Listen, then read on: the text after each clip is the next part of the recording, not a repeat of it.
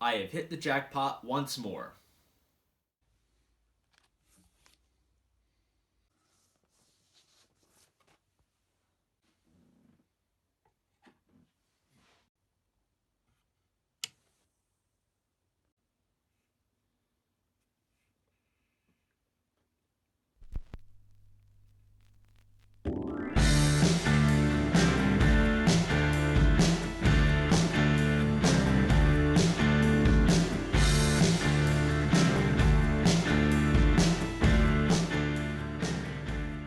What's going on, vinyl community? Welcome to another video with the Record Spinner. In today's video, I'm going to be showcasing two recently released King Crimson vinyl box sets. These box sets focus on two distinctive periods within the band's early career. The first one here focuses on 1969 to 1972, and the second one here focuses on 1972 to 1974. These boxes are notable for featuring the Steven Wilson stereo remixes on vinyl for the first time.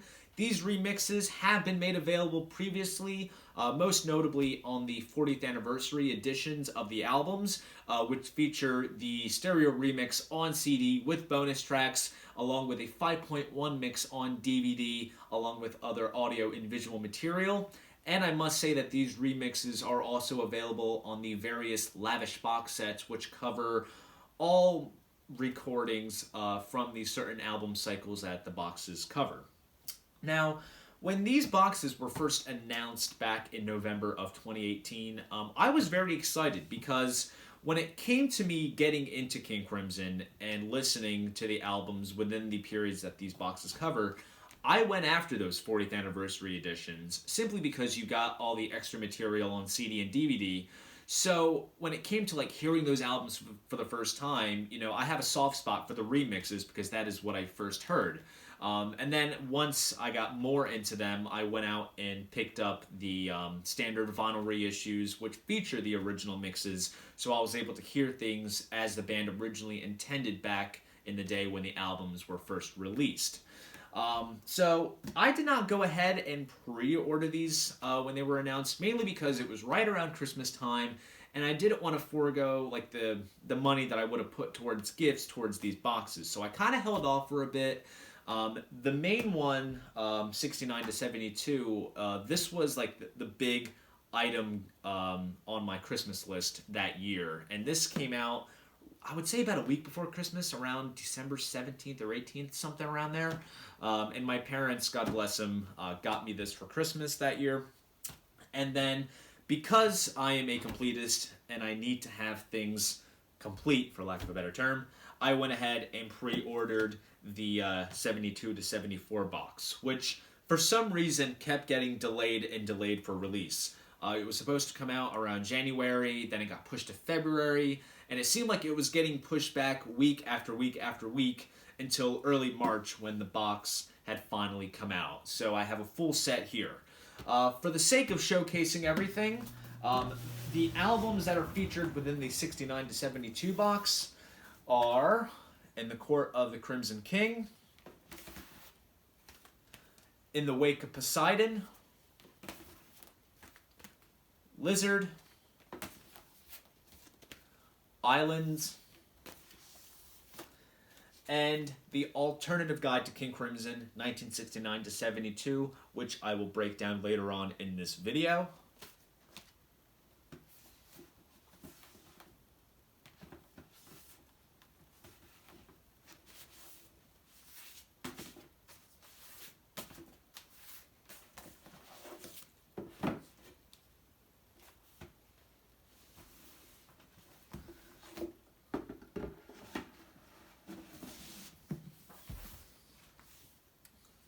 Now, for the sake of showcasing everything that is featured within the boxes, the 69 to 72 box features In the Court of the Crimson King, In the Wake of Poseidon, Lizard, Islands, and the Alternative Guide to King Crimson 1969 to 72, which I will break down later on in this video. And then the 72 to 74 box includes Larks, Tongues, and Aspic, Starless and Bible Black, Red, an alternative version of Larks, Tongues, and Aspic, which I'll explain a little bit more in this video, as well as USA. The boxes themselves are packaged quite nicely in this nice black matte finish, with the name of the band there, along with the period that the box covers. The text is more in like a darker shade of black, and depending on the angle, whichever way you see it, the text kind of gets obscured a little bit. Personally, I think it would have been a little bit more beneficial if they had the text in like a sort of a glossy finish. That way it's easier to see. I think Nigel Tufnell sums up how these boxes look quite nicely. There's something about this that's so black. It's like, how much more black could this be? And the answer is none. None more black. Opens up just like this, and here you have all of the albums packaged right there. All the artwork is faithfully replicated. No liberties taken. Everything is as is. The one surprising thing was how they sleeved the records themselves. So they're in a printed inner sleeve here, which includes the Discipline Global Mobile symbol. But I don't know if you can really catch on camera. It is indeed a poly-lined printed inner sleeve, which I personally really like. And I have not seen a sleeve like this before. I really hope that it becomes like a sort of industry standard, because I understand that bands like to insert, you know, little printed inner sleeves, but then package the albums in like crappy paper sleeves. But this, I think, would be a very beneficial method, and it just merges two in one. I'm not sure if it's a little bit more costly to make a sleeve like this, but I really like it. Now, they did not replicate the original Pink Island labels, just as they first were when the albums came out, but they did a little something special. They included the album artwork as the center labels, and if you know the artwork very well, then it is very easy to tell which sides are side A and which sides are side B. The artwork for the Alternative Guide to King Crimson compilation is taken from the compilation which was released after the band had broken up, called A Young Person's Guide to King Crimson. So it's nice to see them use this unique artwork again, which looks absolutely sharp. Here's the back side. And they kind of changed up the gatefold a little bit. It has all the tracks listed here, along with the various lineups and who did what and, you know, whatnots. And then on the other side of the gatefold here, we have the various pictures of the various lineups of the band. Now, the inner sleeves for the bonus albums between both sets include a rather special printed inner sleeve here, which simply showcases the classic catalog and indicates in which formats they are available in, and it kind of breaks it down here. Now, this is exciting. If it's a little blue vinyl record icon or a dual kind of disc format, it says that it is releases planned for 2019 to 2020. So as you see here, Earthbound has a blue record, Power to Believe and Construction of Light. So I think perhaps we will be seeing vinyl reissues of those albums, which is more exciting. And I was definitely excited to see that when I first saw this sleeve. And then on the opposite side, it lists all the notable releases that have come out recently from the much recent incarnation of the band. So you got the various Elements tour boxes, you got the Live at the Orpheum and Live in Toronto, Radical Action, and all the other live albums. So kind of something special that they did for the exclusive LPs.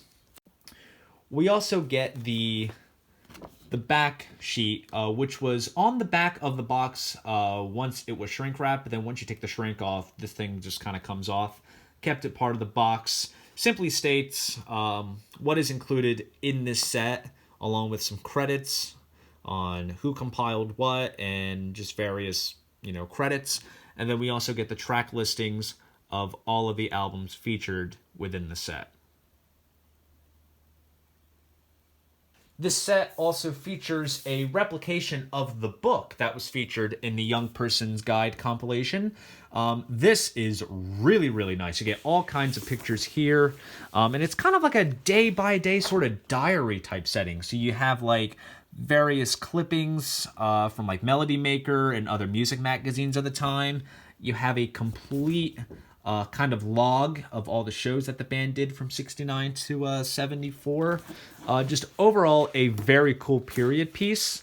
The only minor gripe is the fact that there's still the info from 72 to 74, which kind of seems out of place, especially in this box since it does not cover that period quite simply. But if you have both boxes, then I guess all is forgiven, because then you can kind of refer to this as you listen to the other box.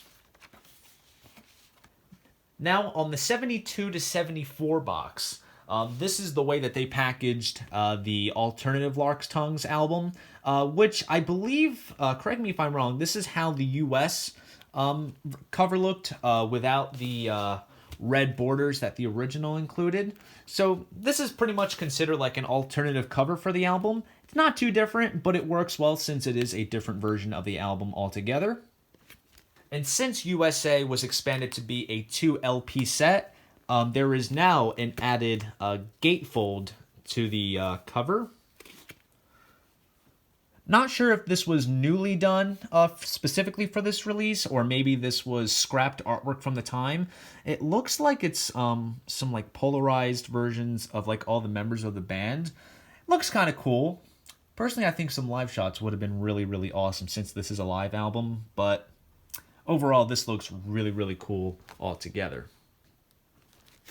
And just like the last box, we also have the back sheet, which breaks down the box a little bit, tells you what's on it, gives some credits, and also lists the track listings for the albums featured within the set. And just like the first box, we do get a booklet in this set. This time it is a photo book, which includes pictures taken from the time frame that this box covers. All kinds of cool pictures taken in the studio, on stage, advertisements, tape boxes, all kinds of great stuff. It's kind of a shame that they did not include a book similar to this in the first box, but I guess it kind of makes sense since we already got a replication of the Young Person's Guide booklet in the first one. It just would have been cool to see some of the pictures from that early period blown up in the style like this period does. But nonetheless, this is a really, really awesome book. All kinds of cool pictures from the time frame, and overall a very cool period piece.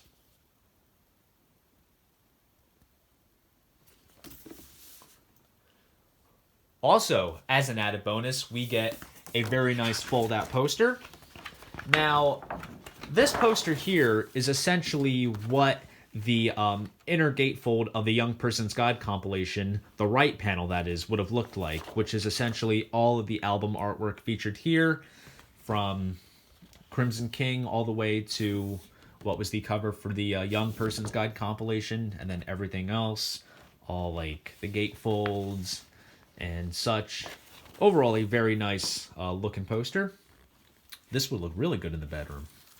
Now, the big notable bonus in the 69 to 72 box is the addition of this 2 LP compilation. This is the alternative guide to King Crimson, 1969 to 1972. Essentially, this compilation features a lot of alternate mixes, takes, and versions of the songs that are found in the main albums within the set. It is overall a very interesting listen, especially if you know these albums very well. You'll come to appreciate hearing the different variances and versions of the songs.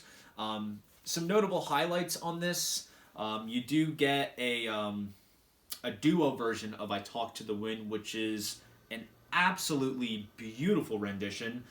You get a Greg Lake vocal version of Cadence and Cascade. As you all know, Gordon Haskell sang the original album version. You get the single version to Cat Food. You get the remix of the B-side of that single, which was Groon. An alternative take of Lady of the Dancing Water. Different takes of Sailor's Tale. along with a remix of Ladies on the Road. Just all kinds of different types of material on this. Overall makes for a very interesting listen. The big notable additions to the 72 to 74 box is this alternative version of Larks, Tongues, and Aspic. Now, you get alternative mixes and alternative takes of the songs that are featured on this album. And when it came to listening to this particular album, I did not really have any major expectations. I just kind of thought I was going to hear the exact same album, just slightly different, considering that it's alternate mixes. Because when you think back when they were doing these rough mixes and stuff back in the day, you kind of ask yourself, how different were they? Well, I span it, and it was as if I was listening to an entirely different album. There is such a major contrast between this and the original album. There's a lot of stuff that's missing. There's some stuff that's more present. There's even some stuff that's eliminated, such as the big violin break on the first track, Larks, Tongues, and Aspic Part 1. You get more prominence of Mellotron in the song Exiles. You get an entirely different take of Easy Money, which eliminates the final verse at the end of the song. You kind of get a little bit more of a stripped-back version of the talking drum. This is just a rather interesting release. Definitely surprised me when I gave it a listen. The other notable bonus in this set is the version of USA. Originally, this was released as a 1 LP album, but this time we are getting the full concert that was recorded for this album, which was in Asbury Park in New Jersey, home state. So you get some other songs that were not featured on the album, such as Fracture and Starless. You also get a little bit of a longer version of the main Asbury Park improvisation, which was featured on the original album. And honestly, if you love, this, lineup of Crimson, of Fripp, Wettin, Bruford, and Cross live, you're going to love this expanded version of USA. The ability of these guys to just churn out different improvisations night after night, and how varied they are, it is so interesting to listen to. I could listen to those improvs any day, and that's kind of why I have a liking for the Starless and Bible Black album, because it is partly live, because they recorded those improvs live in concert, kind of eliminated the audience noise and included them as part of the studio album. I can just listen to those anytime, and that is why I really, really love the inclusion of the full Asbury Park show for USA. All of the albums featured in these sets were mastered by Jason Mitchell over at Loud Mastering, and the records themselves were pressed over at The Vinyl Factory. And as marketed on the back inner sheet, they are pressed on 200-gram vinyl, and I'm telling you guys, it definitely feels that way. They are nice, thick, heavy, and sturdy. Very, very nice quality. And overall, I am very pleased with how these sets turned out. When it comes down to the remixes, the one thing that you got to applaud Steven Wilson for is that he does not take any liberties with his remixes. He's very much faithful to the original. If anything, he brings out a little bit more depth and clarity to some of the quieter passages for songs like Moonchild and the Talking Drum. He brings out a lot more out of those quiet passages, and that's the one thing that I think really shines about his mixes, along with just simply there being more clarity, because you're able to take all of the multi-tracks and reduce all the generations of tape lost when you have to bounce over tracks onto another reel and then just do that whole process like when these albums were first mixed back in the day. Overall, very good quality. Robert Fripp is very protective of the King Crimson legacy, and that's why any King Crimson product that I have received, whether it's CD or vinyl or whatever, it is of very good quality. And I had no doubts in my mind that these boxes would be of amazing quality when they were first announced. And also, I think perhaps because of the very warming reception of the Yes Steven Wilson box, King Crimson decided to go that route and put these remixes on vinyl. Now, is this set for everybody? Not necessarily. If you have the original mixes, perhaps you don't necessarily need these if you're fine with that. If you're a crazy fan and you need to have everything, then yes, go after these sets. But let's say if you don't have any King Crimson vinyl, these sets will do you well. You will get the albums that are essentially a progressive rock Bible of sorts. And then once you grow an attachment to them, then you can really come to appreciate the extra albums that are included in these sets with the alternate mixes and takes. In terms of availability, these things are not necessarily the cheapest. They're running around $180 each on average as of filming this video. I kind of got away with getting somewhat of a good deal with the 72 to 74 box when I pre-ordered it, mainly because Amazon had it locked at a pretty decent price, along with the fact that around Christmas time they were offering 10% off vinyl on their website. So I kind of saw this as a great opportunity to snag it, and then as, you know, the release of it got delayed, the prices were kind of going up and kind of fluctuating. So I think I really lucked out with getting this particular set for a rather good price. So here is my question for you guys. Do you guys have these vinyl box sets? What are your thoughts on them? Do you like the remixes, the pressing quality, the added extras that you get? Please let me know down in the comment section below. I'd love to know. And if you enjoyed this video, please give it a like and subscribe to the channel. See you guys in the next video, and most importantly, keep the record spinning.